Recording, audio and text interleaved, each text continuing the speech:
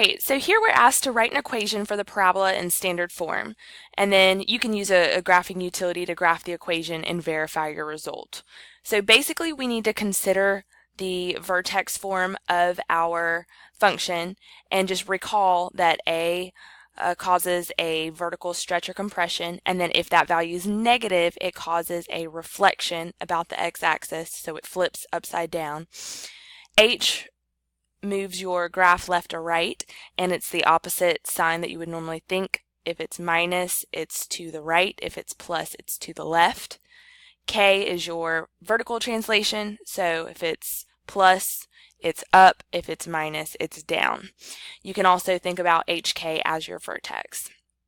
So with our graph, we were given a couple points just to verify. We do have a point at -2, -1, and we do have a point at 0, 3.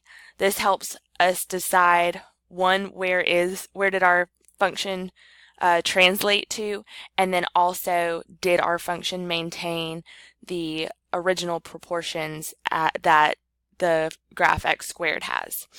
So since our parent function is at 0, 0, it did move left 2, down 1.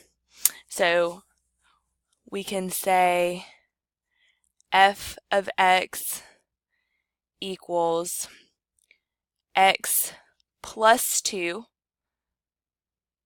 because it's like saying minus -2 squared, and then our k is -1. And then just to double check that our a value is 1, let's just compare the original proportions. So here, over 1, up 1, over 2, up 1, 2, 3, 4, that's good. And then if we were to go over 3, it should be up 9, and so on. So since our a value is just 1, we don't have to write that, and this would be our function.